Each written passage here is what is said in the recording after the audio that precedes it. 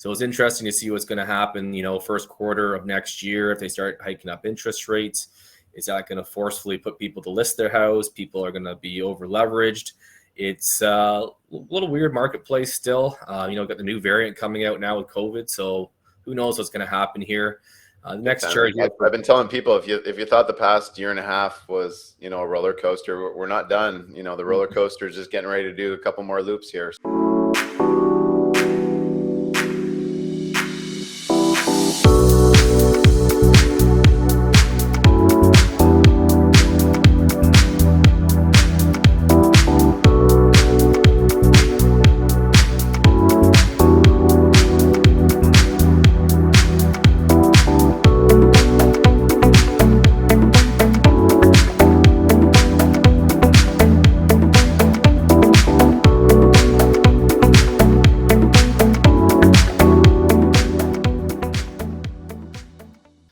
What's going on, everybody? It's Kory MacKinnon. I'm taking over the channel right now. Matt McKeever is being held hostage up at the Citadel right now with very limited internet. So they asked if I could help out the channel this month.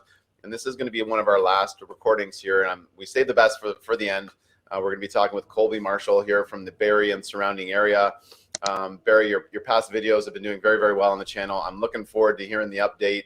And just, people can always pick up new information from you here every time that they tune in. So make sure that you watch right to the very end, because we don't always drop all the gold nuggets in the first 5 minutes. They're spread out all throughout the interview. So Colby, thanks for spending some time with us here today to keep us updated on the market up your way. And it's so important to stay updated with the right people, because otherwise you're going in blind with some of the biggest investments of your life here. Oh, absolutely. Thanks for having me again. I'm always glad to be here. I just want to go over what's going on with the marketplace coming into the Christmas season here. I'm sure everyone's on pins and needles, wondering what's going on with the threat of interest rates going up and things like that. So, we'll dive into some quick stats for Barrie, Orillia, Innisfil, the whole entire area of the County of Simcoe that we service. Those are the three main areas that we're focusing on today. And then we will go over the final outcome of what actually happened with the garden suite, the bylaw vote, and what the end result was. So I know there's a lot of people on pins and needles hoping to hear about that. So we'll dive right into everything here. So again, County of Simcoe is the area that we service. Barrie is primarily the main area, and Orillia. So those are the two main areas that we do most of our business in. We also are targeting areas in Innisfil and Essa Township as well. Essa Township has almost brought their garden suite legislation to fruition.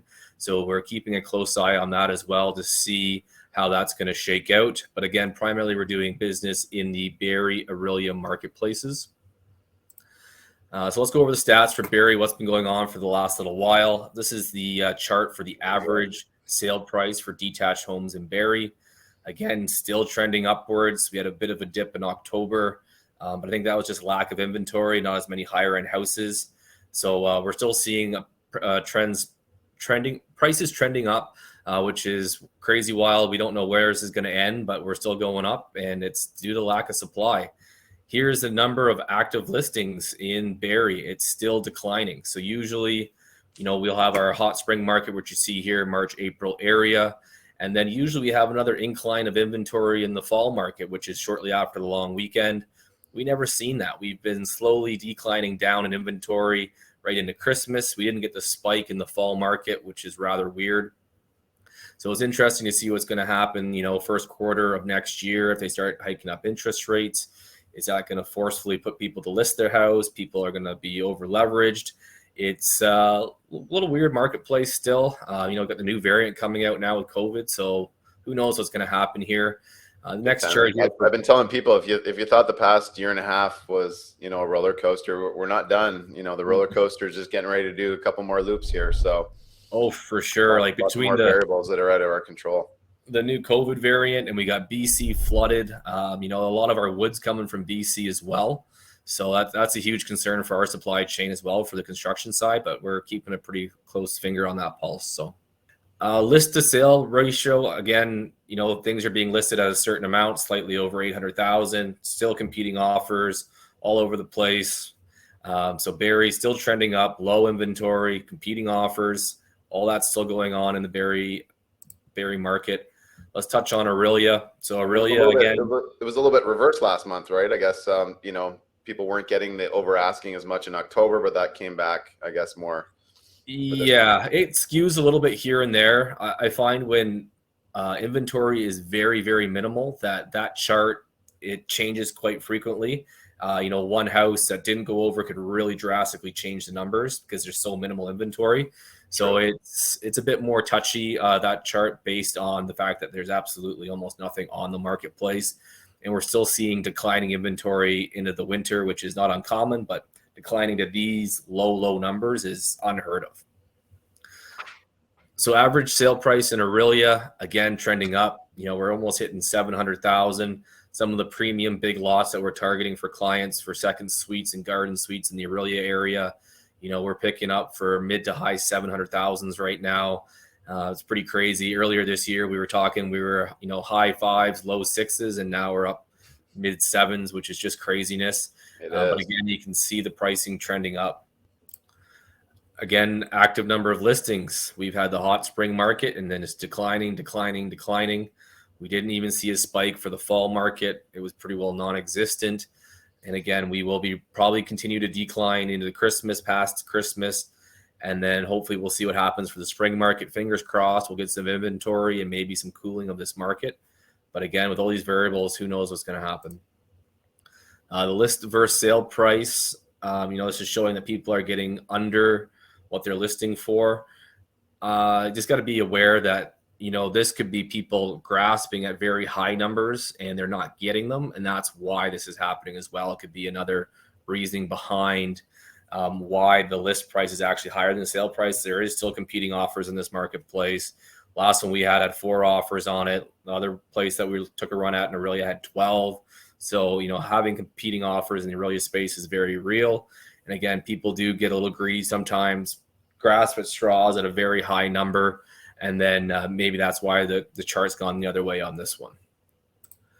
So Innisfil, what's going on in the Innisfil area? Seen a huge jump in pricing there in November. That's a huge, massive jump, which is pretty wild. That's big bucks for Innisfil. And again, these houses aren't on the water. Some new standards, right? We broke through that $1 million price point. Yeah, that's crazy to see. And again, a lot of the new builds that are being put in are helping push this. So with the lack of supply, the cost of material, there's quite a bit of new construction going on in the Innisfil area. So that usually sets the comps for the resales, right? So if you've got townhouses selling at $800,000 now in Innisfil, that'll have a trickle-down effect into the resale. And that's in turn what's pushing up, detached prices of the resale homes up into these crazy price points. All the newer product that's being built, they're all on smaller, not so premium lots. So again, the detached homes that are selling on the resale side of things, they're probably commanding a premium due to the larger lots as well. So that could be something that's skewing it up quite a bit based on the new home sales that are happening. We're seeing some crazy pricing on new home sales all around Simcoe County right now. Yeah, and that's where having a great realtor is going to come in, right? They're going to go, hey, this is why the stats are skewed. If you're selling your house or if you're looking to buy this house, we're going to actually pull up the real comps, things that are actually a lot more comparable to what you're trying to buy or sell. And let's make a plan. Yeah, for sure. And some of the new build sites, just to kind of touch on it, there's a town just north of Barrie called Midhurst, and we talked about it before on this channel, where they're bringing in a new mega development, 6,000 homes. They released their first 6,000 homes, man. Over 10 years is going to be built out, so it's going to change the face of Midhurst for sure. But they released 3 tranches of semi-detached products on 28-foot frontage lots by 100 feet of depth. 1,600 square foot semis started at $750,000 on their first release. By the third release, they hit $950,000 for a 1,600 square foot semi, which is just unheard of for the Barrie area. So it's craziness still. Active number of listings in Innisfil declining, trending down. Again, in turn, that'll make prices trend up. So again, we're going to see trending down right into the Christmas season. February, March, hopefully we'll start to see the spring market happen. We didn't get much in the fall. So hopefully in the first, second quarter of next year, we'll start to see some more inventory loosen up. But I'm not really holding my breath. because there's just such a lack of supply, and it seems like the demand continues to just go up and up. So, when interest rates go up, like they're saying in the second quarter, maybe that might push some buyers out of the market, ease up on the need side of things. But supply has to be brought up substantially to be able to cool this market, I think will be the biggest thing. Maybe it will turn into only, hey, if you miss the spring market, you basically miss the market for the whole year. So either make the spring market or you don't. Yeah. It's crazy what's happening. Be crazy couple months for us realtors doing that. I hope not. So here's the list to sale price. Again, the list price is lower than the sale price. So competing offers all across the board in Simcoe County here. And again, we're really hurting for inventory, need a lot more supply or a lot less demand. So we'll see what happens in the first quarter of next year. Maybe the interest rates will change it. But as she goes now, it's not looking too good. It's just going to continue to go up and up unless something changes. So next, I want to talk about the garden suite update in Barrie. I know the last video we did back in October, we had the council meeting. They were going to vote on it. There was a couple changes that were on the fence due to the committee meetings and things that were going on. So the final outcome, as far as we're aware right now, are as follows. They changed the rear yard setback. So that's the distance from the rear lot line to where your garden suite can go, from 0.6 meters, which is about 2 feet. They changed it to 7 meters, which is 21 feet. So an extreme change on that garden suite bylaw. No kidding. They're not allowing basements anymore. You can do a crawl space. So if you still want to have forced air, natural gas furnace, central air conditioning, and everything like that in your garden suite, you can still have a crawl space, have everything underneath there to maximize your space. The side yard setbacks, they changed from 2 feet to 3 meters.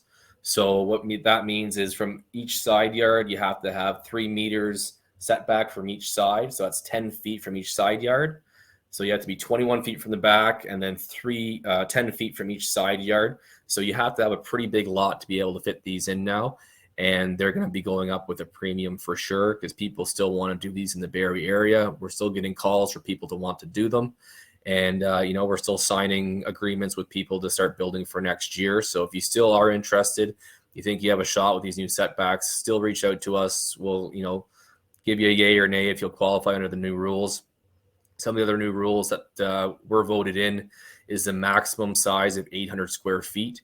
So that is also contingent on the size of the existing house. So you have to be 45% of the gross floor area of the existing house. They did change the bylaw definition of gross floor area to include the basement. So if your house is a positive, I guess. Yeah, it was one thing that they did right. If your house is 1,000 square feet up and down, you have 2,000 square feet, then you can do a garden suite of about 800 square feet, which is great. So, if you have a good lot size and you're in a bungalow, 1,000 square foot bungalow, you'll definitely be able to get the maximum footprint. Or if you don't want to spend that much, you can do less. But, it's going to give us different styles of housing, different styles of garden suites as well. Maybe not everybody wants the 800 square foot 2-bedroom. Maybe they want more of a 1-bedroom. But at least, with the gross floor area calculation, they did that part right. The completion of the scope site plan. So this was another big hurdle that was thrown at the garden suite program. This was voted in. We don't know what exactly this looks like yet. I've been bugging, trying to get copies of the proposals for what this looks like. Should have something by the end of the week to see exactly what they're going to want us to do for these scope site plans. So people that aren't aware, didn't tune into the last couple channels. The scope site plan is basically a whole bunch of engineered studies that the city wants us to complete prior to applying for your building permit for the garden suites. So you're looking at engineered grading plans, engineered landscape design, a whole bunch of other different studies that we didn't have to do before, which are now going to be required. So we don't know the severity or how light these studies are going to be. Anytime you have an engineered drawing along with, a building permit, it just takes up a lot of time, especially in this COVID environment. If you don't have relationships with these people that do these types of studies, you could be waiting 3-6 months just to get your paperwork back. Luckily that we go through a lot of site plan approvals with our larger developments. So we do have a lot of these people on staff to help us push all these through. So we are still waiting on, what's that going to look like? What's the process going to look like? City of Barrie is not even 100% confident on that yet. So we should have something back by next week, and we're itching to see what that looks like because we've got clients waiting still to build in Barrie. So these are the changes basically in a nutshell, Cole's Notes version. So anyone still thinking of doing a garden suite, if your lot's a bit bigger, you're going to have to watch out for these setbacks, but it's still doable. There'll be a bit more cost in the soft cost. Obviously, timing is going to be a big thing. So don't give us a call in May and want to start in June. Give us a call now and we'll get all the soft costs going now and get ready for May, June, and the spring is what we're telling people now, essentially, with all these added red tape, essentially, that they put on this program. So. No kidding. And I'm sure you've already, vented or let off your steam on this, Colby. I mean, this is the first time that I'm seeing these, some of these new mandates. And it's as an investor, it's just, when there's supposed to be this like mandate to intensify and get more units, but then they're like, okay, we're going to make it harder and harder. And, just more barriers to entry for someone. Now you need more engineered drawings and land. I mean, we're essentially building a garage, so you're making all these extra barriers. And I know you mentioned in one of your last videos that it's probably going to be happening now in more expensive neighborhoods that have the deeper lots. And those are the kinds of people that might not want the garden suite in their backyard. So no surprise why there's going to be extra stipulations. They want it to look super pretty, Instagram-y pretty before they'll even approve one of these things. Yeah, and like with all this red tape too, it's almost easier to build a single detached home or even a home with a second suite. There's less red tape to go buy a lot and build that, which is a lot larger development essentially than a garden suite. There's more red tape on building a garden suite than there is on just building a regular house. I know, which doesn't help the purpose of stopping sprawl and all the costs of development like we want to intensify, right? So absolutely, maybe we'll get a mayor change in your city and things will lighten up. Who knows? Yeah. Next few years. Time will tell. Just want to talk a little bit about our company. MCIS is our project management arm. Obviously, I'm Colby Marshall as a realtor to start, but we do have our project management company as well. We provide end-to-end project management in addition to our real estate acquisition side of the business. So not only do we find properties for you that, you can do a garden suite on, you can do a second suite on, you can turn into multifamily conversions like a sixplex. But we'll actually help you and hold your hand or just do all the work for you so you can sit at home and write the checks if you don't want to be involved.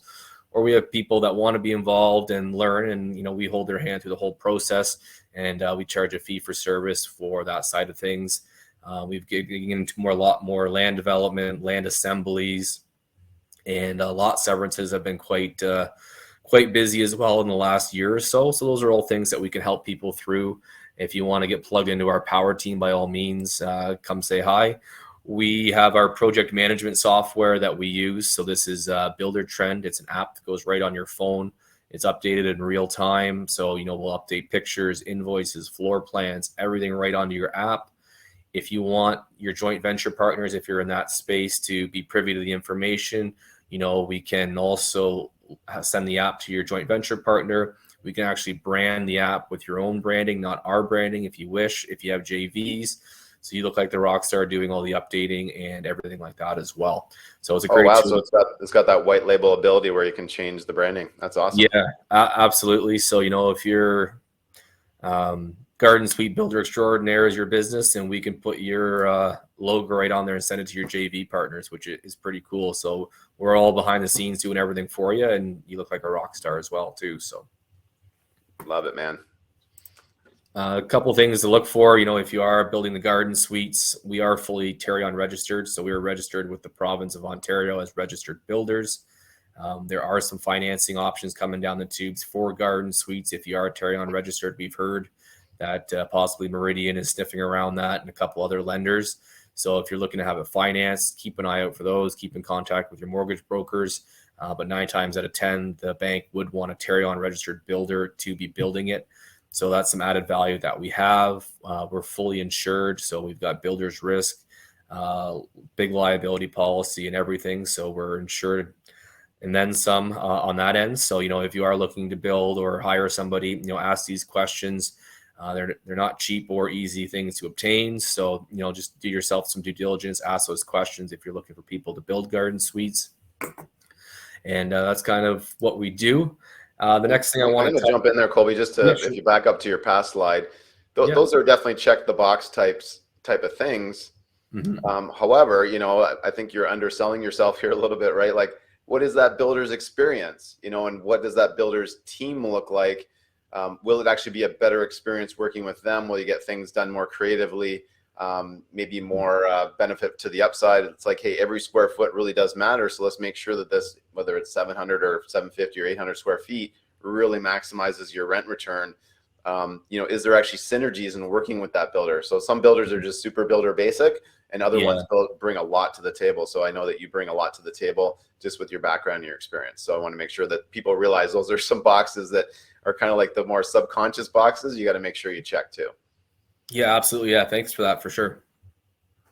So something else I want to touch on, we do run in-person events for Simcoe County. So we have a educational company that we work with that helps us promote our in-person events. We're starting up again in January. So we do have a spot in Barrie where we meet. We have an investor base. They come out, come network. COVID's kind of subsiding a little bit. So we are starting to start this up again in the new year. So if you are interested in coming out, getting back into the networking, getting back to the good old days where we can actually socialize with people, we are starting to do those. So if you do have interest in that, we do have our details for that. So it's Monica and Von Jazik, and we run the Simcoe County chapter, and their details are there. We will be posting the events on our Facebook pages as well as they become available. So definitely get plugged in, come meet belly to belly, face to face, and let's get the networking back going. Really miss that in-person touch. The online's great, but if you want to come out and do some networking in the area as well, it's a great option. Here are some of the events that they've had on this year. And again, we do have events catered just to Simcoe County. So if you are interested, watch our Facebook, follow us on the RPI Education. And hopefully we'll see you there as well. Thank you for so important to meet up in person. It's like, how can you work a room and how can you get to know? I mean, there's breakout rooms and things like that on Zoom, but man, it's so different in person. And please, people, don't forget what it's like to get back together in person. It's so important. More things can get done, more connections can be made quicker. And I wouldn't be on this screen here today if I wasn't putting myself out there as much, in person. So for people that are just getting started in real estate investing, you got some work to do. Make sure that you make that commitment to get out to as many in-person events as you can. Obviously do it safely, and maybe belly to belly, is like from 6 feet away or whatever. 6 feet apart. Hopefully your belly's not that big. Yeah, but just, hey, we can all make excuses why we don't go out to things in person. And I've got 4 kids and 6 different income streams and different businesses that I'm running. I'm not just a real estate investor, but I do mentoring, and I also do money lending and do developments and lots of cool stuff as well. But I still hey, if there's an event worth going to, I'm there for sure. Yeah.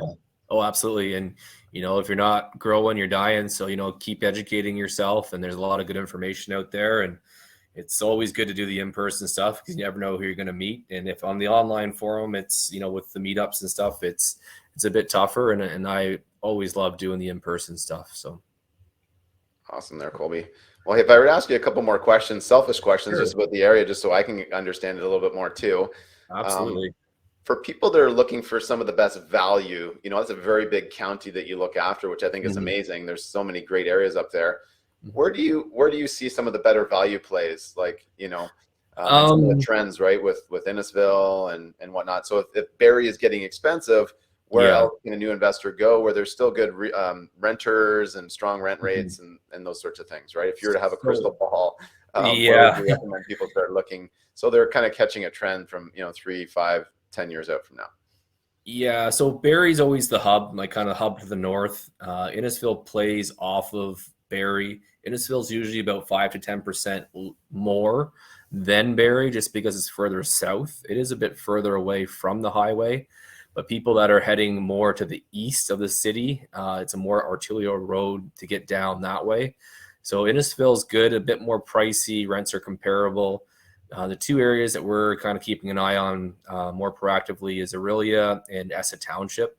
So Essa Township, there should be finalizing their garden suite bylaw here in the next little while. And there's a lot of older existing lots where you can tie into more of a rural community, a lot smaller than Barrie or Innisfil. So it should be interesting to see how they do things. A lot of things on a lot of houses on septic and stuff there too. So it's kind of an untouched area. They don't even have their second suite bylaw in place yet. So when this actually comes to fruition, you'll be able to do the second suite in the house plus the garden suite in the back. And they're basically a smaller tier municipality. So it should be really interesting to see all that come online at once, because they didn't do that back 5-6 years ago like everybody else, because they were such a small municipality. So really keeping an eye on ESSA. Again, inventory is extremely tight there as well. Base Borden's right beside it. So a lot of it is transient people due to the Army base. So there's some key times to be looking at things when people are being redeployed or replaced in the military side of things. Yeah, and just because it's transient doesn't mean that they're not a good person, right? Like I would Oh yeah, I would rent to a military type person any time of the day. Government. My uncle used to work for the government. He was the manager of the border here in Sarnia, and he said, Kory, if you ever get an applicant, which I have, for people that work at the border, he's like, the government's already screened them. Like they've already done some of the work for you, so you don't have to do as much digging and sleepless nights around did I make the right decision. So oh, for sure. Yeah. So they're usually pretty good, very clean individuals that's kind of beaten into them into the military, right? So good area to keep an eye on. We're going to keep an eye on that bylaw for sure. And then Orillia seems to be about $100,000 cheaper than Barrie. A lot of people that can't find or afford places in Barrie are heading more north. So that's kind of where we like to target right now. We're still picking up stuff in Barrie here, there, but it's extremely difficult to get stuff on the lot sizes required in Barrie with the new changes. But again, we're still getting people that are acquiring stuff. We're acquiring for them, and we're intensifying for them in the Barrie area. But I think, Essa is going to be a little nugget to definitely watch out for, and Orillia is decent as well. So they're pretty liberal with their bylaws so far, but again, they might pull a Barrie and try and change it in the near future too. So yeah, and hopefully this Barrie paintbrush doesn't get smeared too far out. And I'd love to see more value coming out of Orillia. Orillia has always just been kind of like the silent cousin of Barrie, and just not a lot typically going on in Orillia. You hear a lot more about Barrie and some other areas, right? But if they have a very open-minded leadership out that way, it'd be awesome to just see them become like, hey, this is the place to go, come work with us. Well, Orillia is actually looking at expanding their settlement area as well. So I know we talked about this on the channel before, back about 12-13 years ago, Barrie annexed land from Innisfil because they couldn't expand any further out. So Orillia has now hit this problem as well, and they are going through a municipal comprehensive review, which will probably take 5 to 10 years to get done. But they're looking at expropriating land from Oro-Medonte to the south, or Severn Township to the north, or a little bit of both, because they're getting kind of tied down as well. They're going for a lot more density, intensification. They're getting some taller towers in their downtown core now proposed, like 20-25 stories, which is unheard of in Orillia. It's more of a Barrie thing. Wow. Barrie's hitting 30 and Orillia's hitting 20. So they're looking to expand outwards as well. So we're curious to keep an eye on that and, buy intelligently around that kind of news as well. So love it, man. Well, I just had a friend come back from Dubai, so it's compared to Dubai and the highest building in the world, I mean, hey, there's still lots of room to go up. But yeah, you can always go taller, that's for sure. Anything if we can't buy real estate because inventory is so low, is there anything cool happening up in the Barrie area, some must do type things for people that either live in the area or want to get more familiar, maybe even just day trip up there? We've got some good condo developments coming up. I know that ties back into real estate, but there's a lot of big developers coming here in the high-rise capacity. So we're keeping an eye on, those pre-sales, seeing what they are comp-wise as well.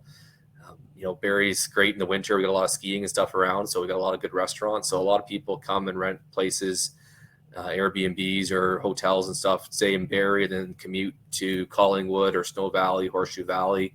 We do have a lot of winter activities here. So, it's a great area to come check out, and with a lot of good ice fishing and stuff too. So that'd be kind of my shtick for Barrie for the winter events. But we are a waterfront community, so that offers a lot too. So.